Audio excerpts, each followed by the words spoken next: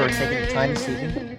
I'm Chuck Mason, and I'll start with just a little bit of my history. If you were here the last time for our previous CRT forum, I went to Fuller Theological Seminary years ago. It wasn't called into full-time ministry, but I stumbled into postmodern philosophy and culture and all the transformations. And so that's where I have spent my intellectual life, following all of these things and its impact. So we are doing kind of a continuation of the first critical race theory forum that we did several weeks ago. And that was more of a nuts and bolts of where did the theory come from? How did it develop and how does it manifest? And tonight is going to be an expansion of there are three sections of the second and third section. So we're going to talk about how CRT manifests in your school, how you can identify it manifesting in your school, and then what strategies parents can, kind of an overview of what strategies you want to do to begin to push back. I will say this, parents seem to be, making progress either legislatively or wholesale changes within school boards. So what we're going to talk about tonight is more what can parents or board members do if you don't have a clear majority on your board. And if you don't have some level of state support behind you that's going to, through legislation, move this out or to provide space. So it's really going to be focused more towards that. And also, what do parents do if your kids are in classes having to write papers and to engage this at every level and not quite knowing how to direct them and how to begin to try to find some space for some academic or intellectual diversity. So that's what we're going to be doing tonight.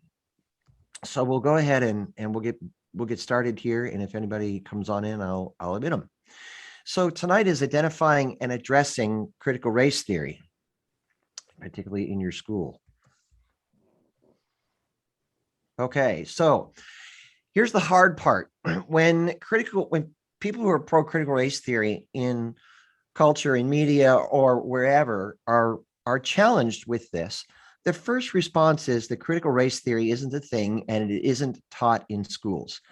And on the one hand, they're correct. You're going to have a very hard time finding a class or finding a section of a class that teaches, quote, critical race theory. So few schools, they have courses that teach it, the theory, or have curriculums that make direct correlations between class content and the foundational principles of the theory. But CRT emerges in schools when its core concepts become the foundation of an entire worldview that is used to interpret every life experience. So courses teach with the assumptions of critical race theory as a proven reality. And so every subject becomes a template for communicating the reality of systemic racism and a vehicle to address and reverse its impact. So courses, even math, all the STEM classes now are being couched in certain ways that systemic implicit racism is fact. Kids don't understand it. They're not able to see it. And then they'll use a math problem that can couch what would remediation of, or what would a change to minority differences in minority outcomes be through your math problem. So it's really almost everywhere. But what we need to do then is begin to identify the core concepts, how they're used, how they move forward, and then address those from there. Okay. So again, what we're looking for are the core principles of critical race theory anywhere and everywhere in classes, assignments, books, and district policies that are built on diversity, inclusion, and equity. So here we go. So I have come up with these four principles in the research that I've done. Now, people might, if you have someone who is a strict critical race theorist, and one of the things I'm recognizing as I go through this process, the things we talk about and the manifestation of what we would call the influence of critical race theory or critical race theory is different from the original writers of the original critical race theorists like Derek Bell Jr. and Kimberly Williams Crenshaw and Richard Delgado. So what happens is what they might talk about the foundations of critical race theory in terms of understanding the legal system in America and how that influences outcomes for minority communities, that strict understanding may not exactly be what we see here, but those principles translate into these elements, and these are what kids are encountering within schools, particularly within their classes. So we're going to get down through these 4 principles, and then we're going to expand them, and then we're going to talk about how you can strategies to kind of begin to push back and gain some space. So the first is this concept of systemic racism. And if you remember back from the critical theory that we talked about in the last time that we were together, it is that the institutions are built upon the exploitation and victimization of racism. And that's from the very foundation of America. And that is every system in society. So even the things that you would think of that are totally removed from racism, that in fact, their viewpoint is that racism is injected into each and every one of these. Now, there's something that's very important, and that is this. What they are arguing is the toxicity of slavery and Jim Crow and segregation, that destructive element of those aspects of what we would call legalized racism in America, those influences and the damage persist today. Even though we've eliminated those elements of racism and systemic racial victimization from society. And that becomes critical to recognize that not only was it built, but that structural foundation remains as toxic as it was back then, even though it's more unseen today. The second one is differences in outcomes between racial groups are direct evidence of systemic racism. Now, if you weren't with us the last time, what moved people like Derek Bell Jr. and Kimberly Williams Crenshaw to develop a concept of critical race theory was that the Black community lags behind the white community in America when it comes to things like SAT scores, your income that you make every year, the education that you can achieve. There's greater levels of incarceration of minorities. So they began to ask themselves, why were these differences happening?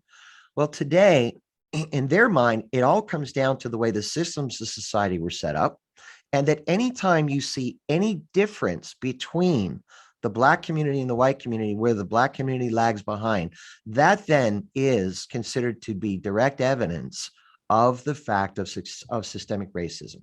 Now, we're going to move to implicit bias. And this, we're going to really talk about this a little bit more. This is where the rubber hits the road.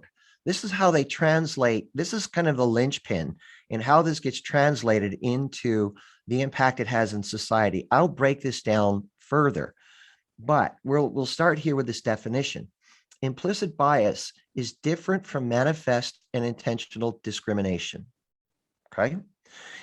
It develops early and is reinforced from repeated exposure to stereotypes perpetuated by overt systemic discrimination. So here's what they're saying.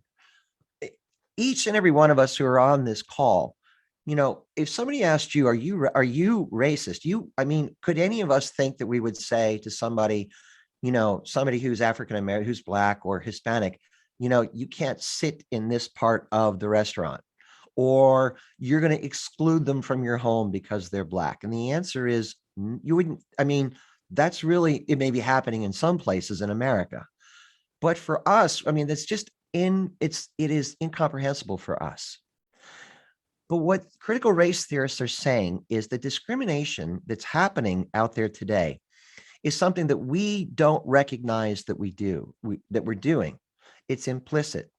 And we do it not on recognizing that when we were raised, particularly as me, raised in suburban white state college, being enculturated as I was, that I do not realize how I am perpetuating discrimination on a moment by moment and a day by day basis. Okay. Now we're going to break this down, but understanding that from their perspective now, the open overt racism is truly gone on almost all circumstances in the United States, but all of us are biased in so many ways internally that we're not able to recognize it. And it's us living that bias moment by moment that perpetuates systemic racism. We will break this down and you'll understand a little more as we go forward. But this understanding how this works becomes the linchpin here. And so when you're particularly in the school, the programs of the diversity, inclusivity, and equity, okay, this becomes two things.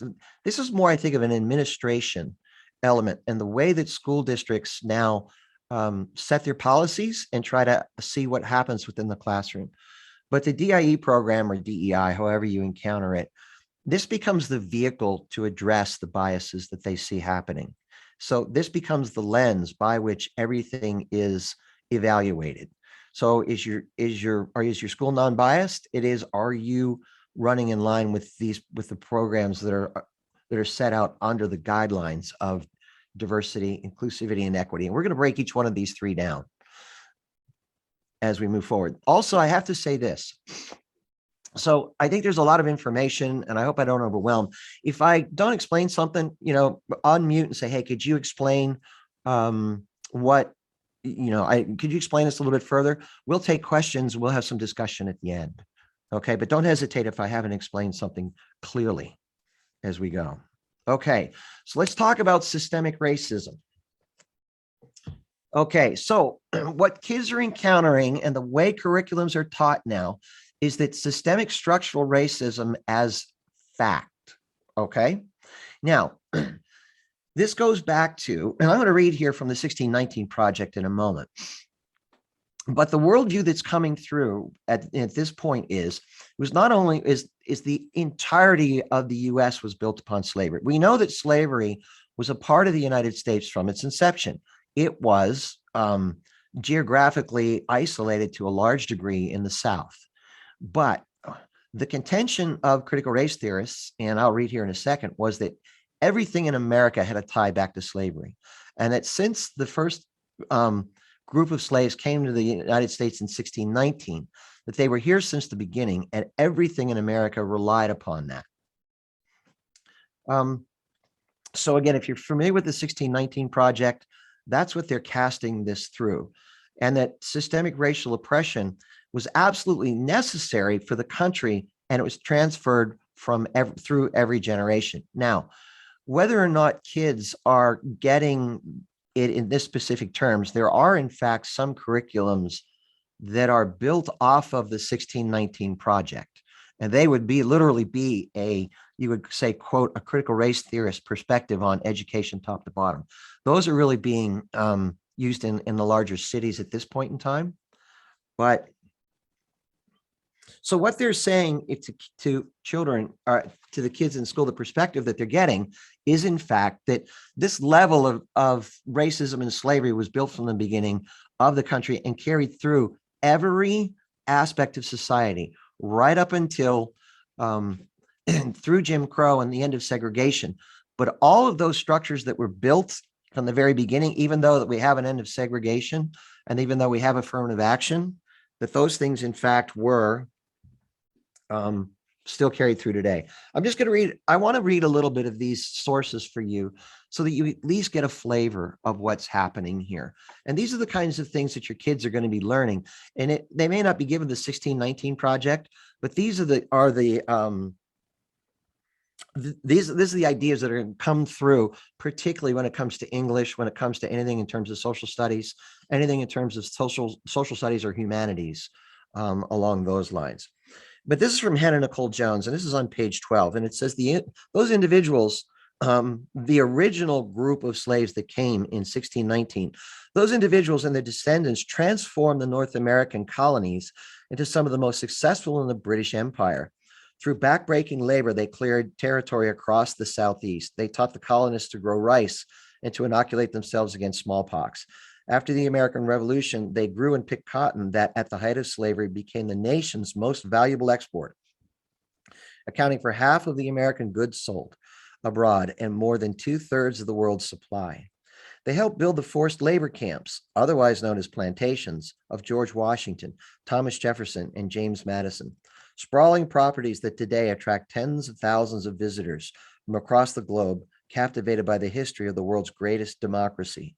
They laid the foundations of the White House and the Capitol, and even cast with their unfree hands the Statue of Freedom atop the Capitol dome. They lugged the heavy wooden ties of the railroads that crisscrossed the South and carried the cotton picked by enslaved laborers to textile mills in the North, fueling this country's industrial revolution. They built the vast fortunes for white people in both the North and the South. And at one time, the second richest man in the nation was a Rhode Island slave trader. Profits from Black people's stolen labor helped the young nation pay off its war debts and finance some of our most prestigious universities. The relentless buying and selling, insuring, and financing of their bodies and the products of their forced labor will help make Wall Street a thriving banking, insurance, and trading sector, and New York City a financial capital of the world.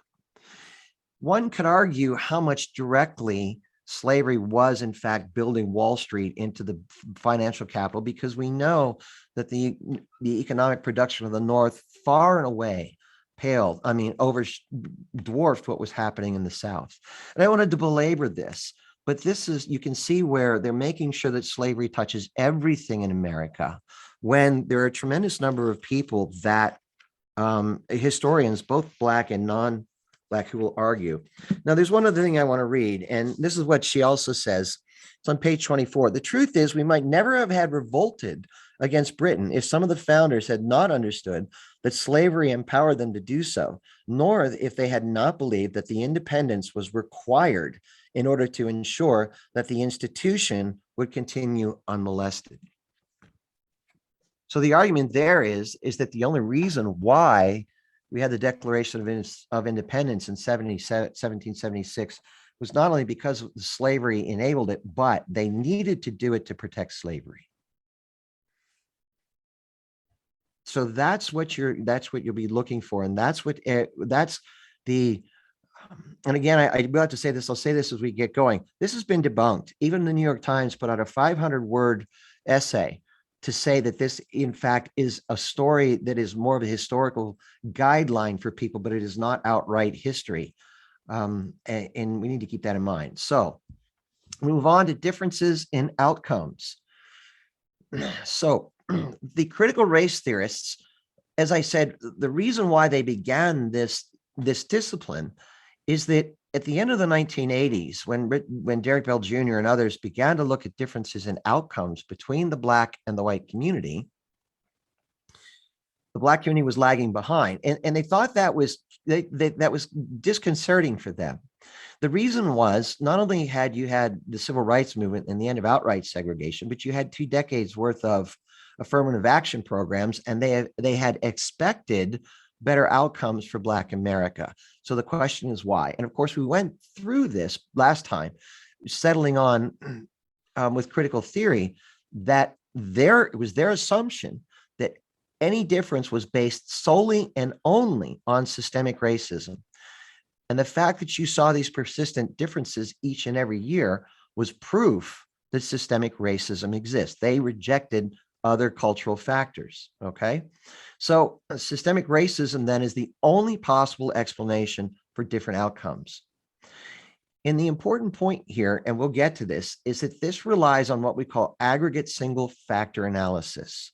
Meaning, if you take everybody through Black America and you take everybody at white America and you lump them together as a group, you begin to see differences. But when you break the group down into parallel groups where people have parallel cultural experiences, then the differences essentially go away or almost fall within levels of error and standard deviations. Okay. So anytime that you see any outcome between that, it is direct evidence of like I said, systemic racism. So implicit bias. If I get through this and you don't understand this, this is where the rubber meets the road. This is the linchpin of the whole thing. Okay. All right. Because critical race, like a couple of weeks ago, I debated a woman who was elected to as a township supervisor, and she's out in front of what we call the 320 coalition. And she's CRT all 100% on every level. And I looked at her and I said, and she will acknowledge that legal systemic racism like slavery, Jim Crow, segregation, and redlining has been eliminated from the United States. And if you think I'm overstating that, okay, can you imagine if somebody had a law that said as for some minority community, they were being restricted in any way, shape, or form from any opportunity or any service or any resource in America? I mean, and that's because it has been eliminated. Okay. But the important point here, then we ask ourselves, where is the racism coming from? If the legal aspects of it are gone, and if we have an affirmative action, where is the racism coming from? And this is how implicit bias functions. Implicit bias shifts racism from identifiable and quantifiable, i.e., a law that says, that segregates, schools based upon race, to a subtle form that is, quote, hidden and recognized as a subjective determination by those experiencing discrimination. So now everyday interactions are now interpreted as subjective forms of destructive racism. Now, I'm going to read you something from an individual named Richard Delgado, who is a front and center out in terms of the name. It's going to take a little bit, but you'll understand whenever I get through this. Now, this is from a book called Critical Race Theory, an Introduction.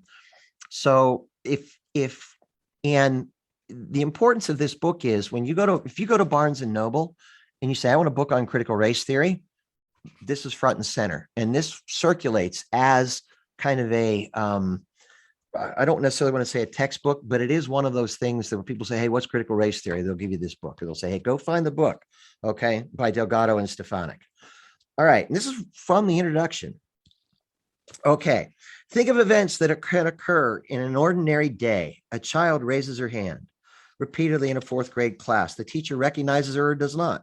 A shopper hands a cashier a $5 bill to pay for a small item. The clerk either smiles, makes small talk, and deposits change in the shopper's hand or does not. A woman goes to a new car lot ready to buy. Salespeople stand about talking to each other or all coverage trying to help her. A jogger in a park gives a brief acknowledgement to an approaching walker. The walker returns the greeting and simply and walks by silently. You're a white person, the child, the shopper, the jogger. The responses are all from white people and are all negative. Are you annoyed? Do you, for even a moment, think that maybe you are receiving this treatment because of your race? Or you might think that all these people are merely having a bad day. Next, suppose that the responses are from people of color. Are you thrown off guard, angry, depressed? You're a person of color and these same things happen to you. And the actors are all white. What is the first thing that comes to your mind? Do you immediately think that you might be treated this way because you are not white? If so, how do you feel? Angry, downcast? Do you let it roll off your back? And if the responses come from fellow people of color, then what do you think? Suppose the person of color is from a group other than your own. Okay, now here's the important take home. Sometimes actions like these stem from mere rudeness or indifference. The merchant is in a hurry, the walker lost in thought, but at other times, race seems to play a part. When it does, social scientists call this event a microaggression, by which they mean one of these many sudden, stunning, or dispiriting transactions that mar the days of women and color and folks of color. And here we go. Like water dripping on sandstone, they can be thought of small acts of racism, consciously or unconsciously perpetuated, welling up from the assumptions about racial matters that most of us absorb from our cultural heritage in which we come of age in the United States. These assumptions, in turn, continue to inform our public civic institutions, government, schools, churches, and our private, personal, and corporate lives. What he's saying here is this, and this is how implicit bias works. Somebody's bad day can become somebody's racism based upon the perceptions of the individual on the receiving end. So for somebody at a store, if somebody is black and coming into a store, and somebody who is white seems to interact with them in a way that's not parallel with somebody who is white, if the individual perceiving that is bias based upon the emotional content and the definition of that individual, that then becomes racism. And that's what he says. For people of color, this is like water dripping on a sandstone, eroding away at what becomes important for people of color. So here's what's happening. People are saying there's systemic racism. And for most of us, and I'll say this, and we all have a lot to learn about this and about our culture. But if I look at them and I say, where are the laws? Where are the laws? Is there Jim Crow, or what have I done, or anything like this? And they'll say to me, you don't understand. You were just acting in a way that was normal, but you totally overlooked these people of color. And that is systemic racism. And so what they're doing today is they're now equating this to having the same impact and the same damage and the same difficulty for minority communities as segregation, as redlining, as all the other things that people taught, or all the other elements of American life that we sought to bring an end legally. So when kids are sitting in school and they're talking about implicit bias and an unseen white privilege, and kids are going, I don't understand. This is how they are defining this and imposing this as basically a sacrosanct truth at this point in time. Critical race theory and the training that comes from this is all about helping white America understand the bias and privilege that it's unable to see. And if you remember, we talked about critical theory last time. It's exactly what critical theory says. And this is the justification for the necessary of critical race theory influenced public education and discrimination. It's training to open the eyes and reorient those unable to see the benefits of white privilege. Now, I have to say in this that, again, none of us want an America, none of us want a community, none of us want a school that is benefiting one group of people, whether it's race, based on race or not. None of us want to see any group have an advantage and any group disadvantaged. And I think we're all willing to own it. But we want to be able to identify what truly is systemic and against the backdrop of the complexities of the way that societies form. Does that make sense? Okay. We'll talk a little bit more about this. But this is where the translation, when they talk about systemic racism today, again, it's not bound up in laws, but it's bound up in the fact that there's a hidden bias that generally it's minority communities are experiencing. And when their experience of this then gets translated into what is considered to be systemic bias built into every aspect of society. Okay, the remedy. Now, this is going to be more along the lines of, I think in many ways, this is a guideline that is used within schools. And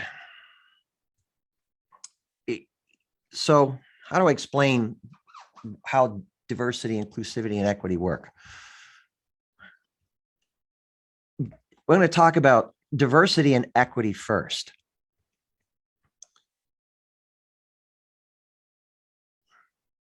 When you have differences in outcomes, you want to equalize those outcomes. We call that equality of outcome. So one of the ways in which if Black students are lagging behind white students, let's say it's SAT scores, and those SAT scores are lagging so that they're not getting into certain levels of of universities. So diversity will make sure that a certain number of people are represented within those schools. Maybe academically, they're not able to handle this. And John McWhorter, if you're familiar with him from FAIR, will say this. Kids are students are ending up in Columbia universities that can't handle the academics of Columbia University. But what happens is diversity makes sure that you have a proportional representation there, regardless. Okay. And equity then makes sure that we have equalities of outcomes. So if you have inequalities, structural inequalities, and for whatever reason, all the attempts at making sure that those equalities don't even out, they will force those to even out through social programs to gain equity and to gain the diversity. And inclusion does this more along the lines of minority politics, minority identity politics groups than diversity and equity does. But I got a quote here about diversity. Now, and this will come in on the line later.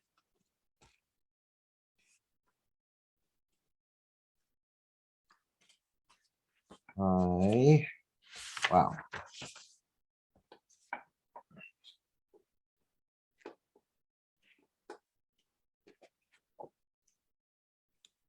Okay. So the challenge with diversity. All right. I got ahead of myself here. I think I bumped it. All right. So the challenge when you're talking about diversity is up until this point, our country has sorted itself out on what we call merit or skills. Can you take the test? Okay. Because in the end of the day, the pilot has to fly the plane. Okay. If somebody is going to make your food, it has to come out correctly. So we've always sorted ourselves on people acquiring skills and having the ability to accomplish certain levels of tasks adequately. So, but in terms of diversity, in terms of addressing these differences in outcomes, so what diversity does is diversity is basically a forced discrimination used to address differences in performance and representation. Let me read this to you. They sacrifice merit, and willfully so, in order to make sure that there's diversity. And this is from Critical Race Theory, this book here. It's just a collection of writings of foreign movement. So it says in this article, alternatively, affirmative action has been defended on the grounds of promoting diversity, an approach that challenges the notion of merit as the sole basis on which to distribute social opportunities. According to this justification, merit is only one value to be vindicated in determining admissions to various institutions. Alongside merit is the value of having a racially diversified society, a justification that can be used to counterbalance merit as a criterion. Whether articulated in terms of remedy or diversity, this discourse assumes that minority applicants are less qualified on neutral, impersonal, or objective criteria. Thus, to integrate institutions, we must compromise meritocratic standards either temporarily in order to break the cycles of institutional life that racial domination entailed, or permanently by diffusing merit with other ends such as diversity. Do you see that? Okay. What they're saying is we have always been about, can you pass the test? Okay. And what they're saying here is that merit will suffer in order to gain certain amounts of proportional representation, hoping that that ends up, what they say, breaking the cycle, is what they call the systemic racism. So when people talk about diversity, and you got to be careful with this if you're before school boards or in the press, if you say, if they talk about diversity and you want to come against diversity, well, then they'll shift you to saying, well, you don't want minorities in classrooms. You don't want, and that's not it. This is the definition of diversity that you're dealing with when your school board members are dealing with your administration or the concept of CRT. So inclusion, this is really a way to grant equity to within the LGBT community and other minority identity politics groups. And I don't at this time want to end up seeming as though I have something against, there's I hate to use the word homophobia, or, in talking about putting up boundaries to particularly trans students, and when you have, biological males competing, the whatever choice of locker room or restroom facilities and those things. But if you remember what the writing that we had, the quote last time from Cornel West, when he says the American legal system promotes white supremacy and hierarchies of sexual orientation, gender, and class. This is what inclusion does. Okay. This is a measure to make sure that there are no restrictions whatsoever upon any minority politics groups whenever it comes to their position in school. And equity. So you're doing the same thing. Diversity and equity kind of become interchangeable, but you're looking at an equality of outcome.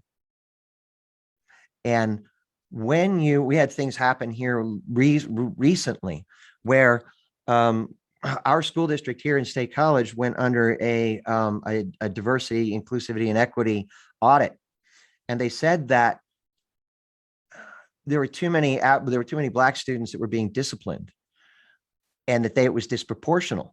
And of course, what did we want to say? Well, are students being disciplined based upon their race or based upon their behavior? And if they're based upon their behavior and it's disproportional, do we want to talk about behavior? But when these things are addressed in terms of equity, you're not talking about the individual, what the individual is bringing to the table. All right. So how do we address this? We are, and Rachel, you can tell me from what you've done with Back to School PA, but we seem to be on the leading edge of parents going, what do we do? How do we do this? How do we move forward? And in our school districts, in the 5 school districts we deal with here, we have parents standing up and voicing individual opposition, but we haven't put a concerted effort to come and challenge these principles within any district yet. And I don't know if you have. I don't think so. Not that I know of around here. That hasn't happened. I think people, well, 2 things. They don't know what to say, like the language, and then people are afraid to step up. Well, yeah, we're going through the same thing. We're getting a group together that said we've had enough. We want to work together. So let me do this for everybody here. I want to give you what in the work that I've done, a strategy to where to begin.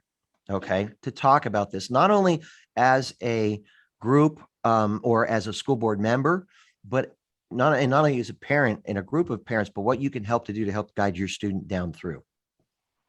So here's the hard part.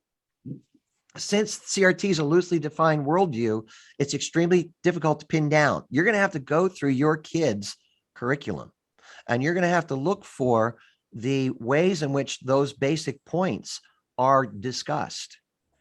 Concepts of privilege, implicit bias, microaggressions, systemic racism from the founding of the country on through. So once you can identify the targets, so these are the strategies that you can come up with as starting points to begin to say, how do we end up pushing back? Okay. Does anybody have any questions up to this point? Okay. Give me about another 5 minutes to get down through this, and then we'll be done. And then we can have some discussion. Okay. So first thing that you can do when it comes to this concept of systemic racism from the beginning. Okay. Number one, recognize that if anything ever comes through akin to the 1619 Project, I will give you resources to begin to bring information back to debunk this. Part of the problem we have is this. We have been so out of the loop on all this stuff that all of this stuff has become so entrenched, and it's become so deeply entrenched that it is become like sacrosanct truth at this point in time. So it becomes hard to push back against it. But the first thing is, remember, there's information to debunk the 1619 Project. Okay. The second is to make sure to be able to differentiate between what we understand as legalized institutional racism, and the efforts that we've done to bring that to an end. Okay. To be able to differentiate it from this amorphous implicit bias that's almost impossible at times to pin down. Okay. The second, and in each one of these steps, you want to demand an empirical evidence-based analysis of the claims that racism is systemic and present. What do I mean by that? If people are going to talk to you and say, and look at people and say, well, okay, we have systemic racism, then you look at them and say, then define your systemic racism for me. Because you want to you want to be able to make certain that they're not conflating what we would say would be the implicit bias to be the very same thing as the things that have been removed, because you eventually will get to a point where you can begin to target this implicit bias. You don't want it conflated. Okay. And I say, prepare for the rabbit trails. You're going to be redirected and you're going to get gaslit. And it's going to be hard to keep your cool and to keep your, when I say your argument focused, your evidence focused. Differences in outcome. Okay. Race is only one factor that influence outcomes. Okay. Point to the fact that they have rejected all other cultural factors that positively contribute to a child's success. We'll get down to these. Demand an evidence-based approach to the analysis of why differences exist. Okay, now educate yourself on multi-factor cultural analysis and come on with facts and studies. And this is what this looks like. I'll give you this. So when I talked earlier about one factor analysis, an aggregate analysis, when you take a look at SAT scores between black and white, black students lag by 100 to 150 points annually. When you aggregate everybody together, you get that. But Thomas Sowell has broken them down into sub-communities. So when you have a black and white child that both come a two-parent home, parents have expectations about grades, they limit TV and video game time, and they make sure that the kids study, then the differences go away. When you have black and white kids that come from homes that maybe have two parents, but they don't care about grades, they don't care about television time, and they don't care about studying, they both do poorly. When you aggregate it, most of this comes from the fact that single parent homes are 70% in the black community. They're about 40% in the white community, and kids in single parent homes do poorly. You have a greater percentage of kids in black communities coming from single. So you can begin to look at people and go, look, is this all systemic bias? Is the SAT test actually been written in such a way to advantage white kids? What about these additional factors that are out there? And you can look at the individual, and I'll give you some names later on of people where you can find these. Now, if you want to do another one of these, we can set this up. So we just do, what is the evidence? What does this look like? How do you construct the argument? What do we do? How do we break all this down? How do we understand this? Okay. There are a myriad of these things. There is a book, and I'll get to it. It's called Taboo by Wilfred Riley, that takes the top 10 examples of systemic racism and debunks it based upon statistical analysis.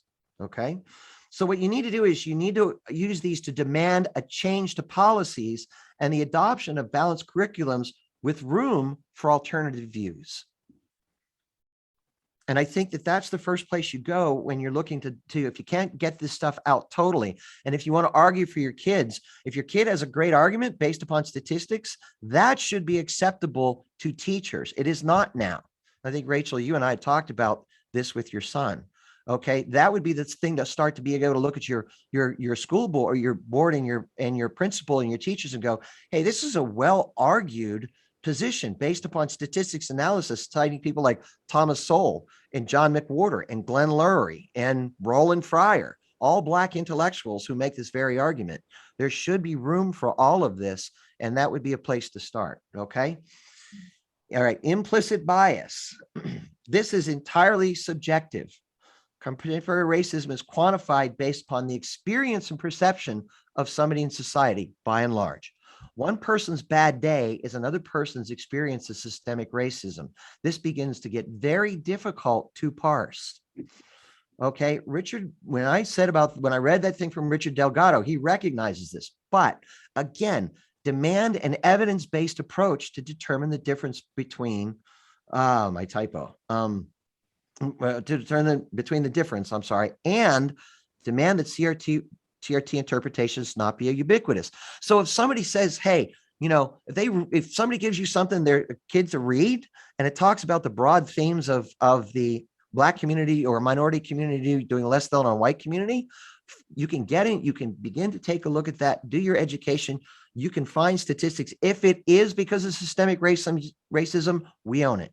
If there are alternate statistics that say that this isn't implicit bias, but the complexities of the way that our societies form in communities and community choices, then that's where you want to bring this in to be able to say, we need a balanced approach, okay? And the problem is that implicit racism is presented as the proven equivalent of legal racism, okay? And this has to be challenged at every level with an evidence-based approach, demanding that there be room for alternate approaches, especially when they're backed up by evidence and reason. All right. Okay. Diversity, you have to ask them to define diversity so they don't bait and switch. It's just, it's just making sure that all, that we have a diverse classroom where anybody is represented, nobody excluded. That's not it. We've gone over diversity. It needs to be challenged. The importance of merit and performance, okay, are being diminished. That needs to be brought back in. Okay, inclusion is tough because no one should be restricted in any form of access to the resources and opportunities of society based upon race or lifestyle choices as they seek self-determination and their journey towards self-fulfillment. But as we see with the LGBTQ community, there at some point in time, we're going to have to talk about boundaries. Okay, like when it comes to women's sports, the use of locker rooms, things like that. And that becomes a difficult road right there. Okay, equity. Okay. Well, as you said the last time, equity, it removes the importance of merit and maximizing personal growth and potential and responsibility. If you're talking to your, like we had at State High, and nobody really was able to push back when they say that discipline was not racially proportional, your response would be, do kids need to be disciplined? Are they acting out? Are they, and to be able to say, look, it doesn't matter whether, if one race is disproportional, what do we ask? Why is it disproportional? Rather than are they being targeted because they are not, from a different racial minority? Okay, your short terms, you're going to try to fight for a balanced curriculum. Your first shot is to be able to get in front of your superintendent, all your administrators, your teachers, to say, why must my child write as though implicit bias and white privilege is a sacrosanct truth? What if I were to bring a well-argued position in a paper supported by intellectuals from places like Stanford, Harvard, Columbia, and Brown? Okay, that is the first fight, is to get a diversified approach within schools so that this woke dominates everything. Okay, and that is a fight for students who have argued counter perspectives. Okay, and you want to be able to fight for merit and achievement, and being able to see life through the lens of merit and achievement as much as is possible. Meaning, you can take a look and ask, really what this comes down to in the arguments is, there are cultural factors. People make choices. Choices have outcomes, consequences. The argument is to be able to say, we can show that people making these choices over these times, over long-term in communities, put them in a place that don't lead to success. And that's the counterbalance. Long-term, what's your plan to take your school board and educate your community? Okay. Education is key. Most of the people in your communities are totally unaware of the dangers of CRT and how deeply embedded it is within your school. You got to build a grassroots coalition. And I'm happy to come to your community. I'm happy to do a Zoom. I will, I've said I'll go just about anywhere at any time and work it into a schedule because we have to get this word out. Okay. We just don't know what to do. The other thing is you can consider legal action to bring balanced perspectives in classrooms. This is just beginning now. Okay. Because there is no balance within classrooms. And so when we get to the next slide, which is resources. Okay. FAIR is beginning to show. So this is an organization, Foundation Against Racism and Intolerance. they're basically taking Dr. Martin Luther King's approach to race.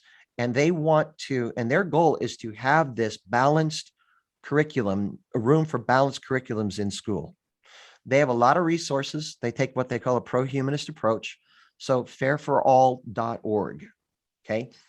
1776 unites, an answer to the 1619 Project and the Foundation of America.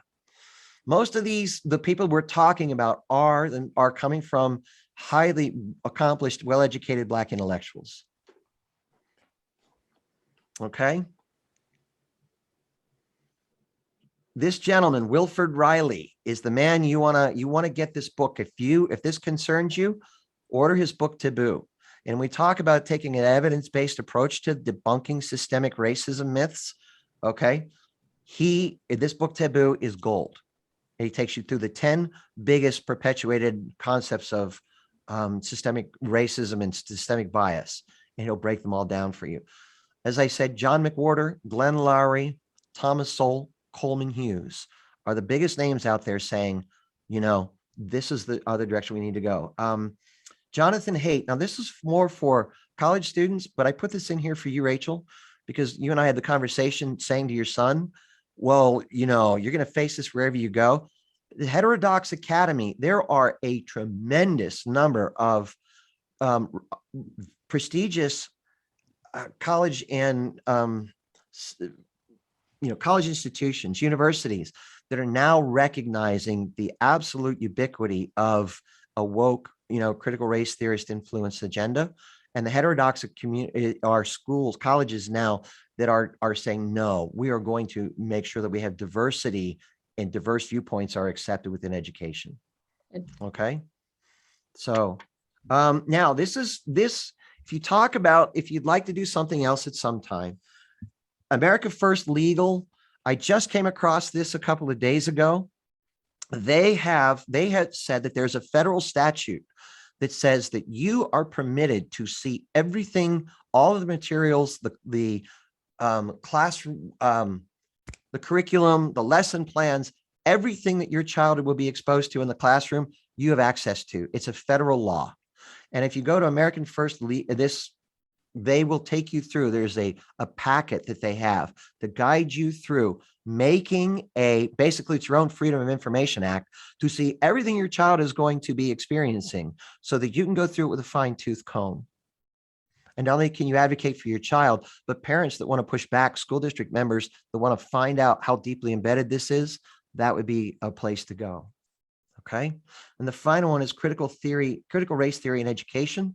This is a website that is set up specifically for it. It has become a community of people that are aggregating a tremendous number of resources, articles that are written to talk about how we begin to address this and push back within education. Okay. And we're done. And I in many ways, I apologize. There's so much information here. And I want to make sure that I give as much to you as I can. I hope I have not overwhelmed anybody this evening. But thank you for your time. That's what you're looking at. That's the overview. That's what we're looking to do moving forward. And we can take time for some questions if anybody has questions.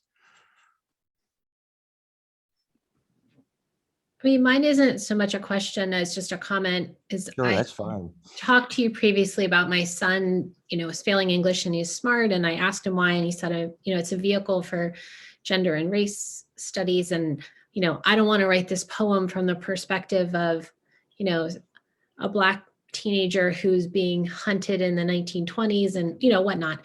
Right. And so I said, all right, let me look into this. So I logged on to his account through school to try to get an idea of what he was being asked to do. And I couldn't find out.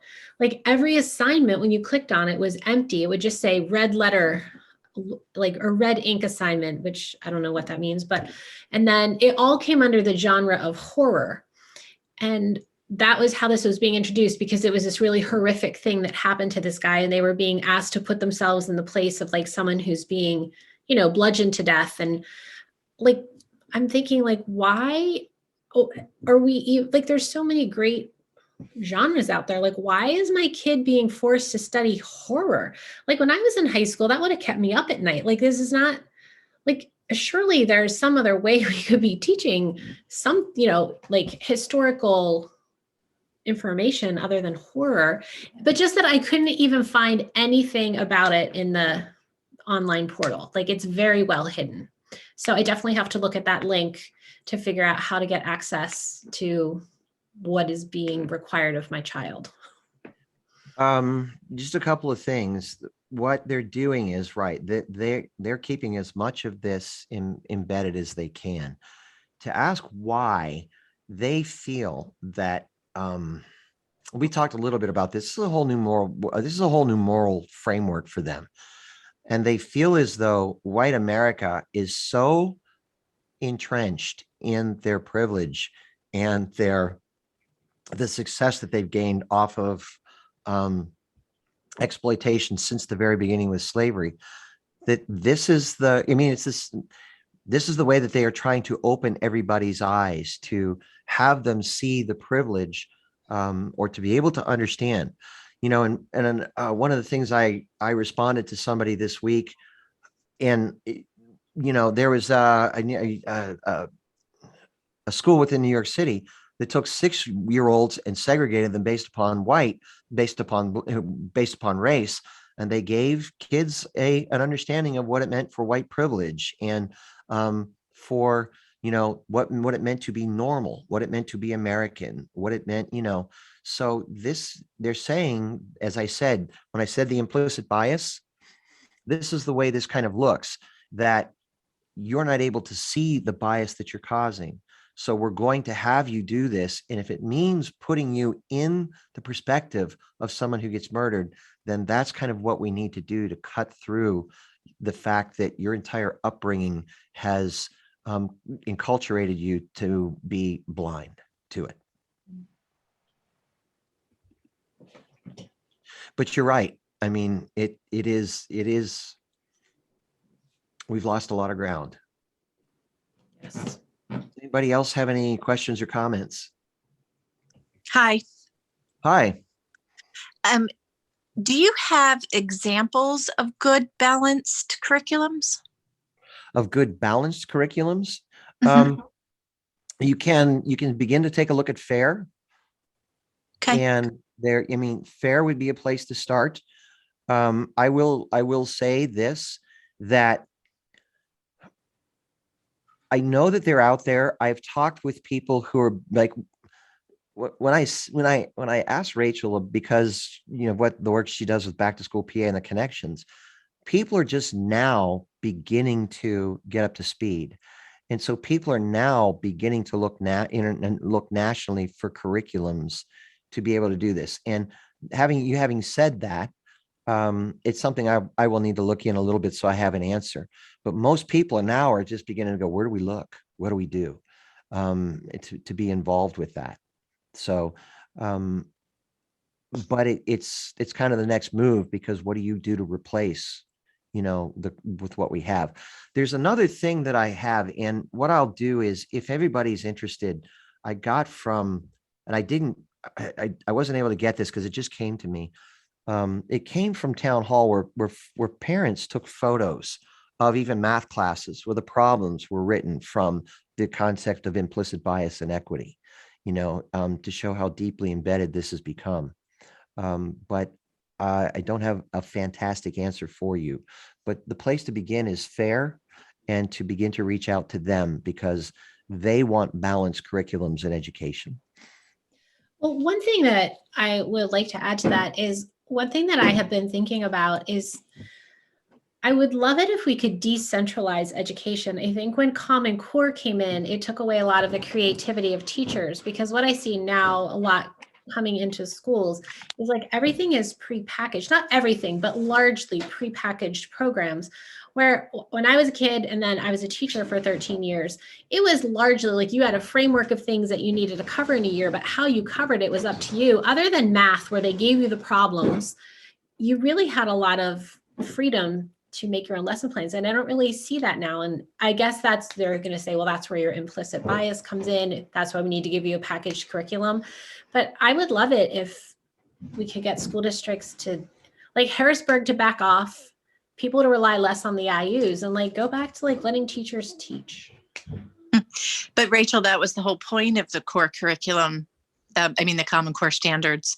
If you look up the people that wrote that, it's all strategic. It absolutely was. It was written from that standpoint. Yeah.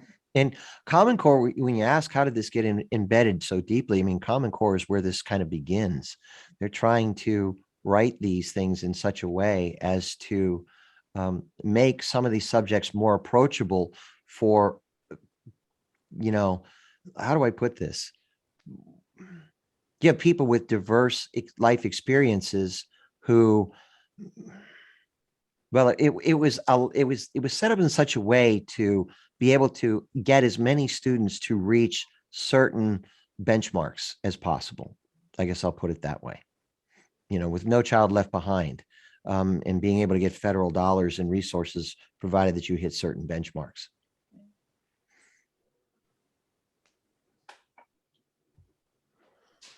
Thank you for this. Yeah, it was great. Thank you. You're welcome. I will say, there are different ways that we can go. If any parents want to talk about what does this look like? How do we literally set this up? How do we try to formulate a strategy to go and talk to school districts, the school district, what would that look like?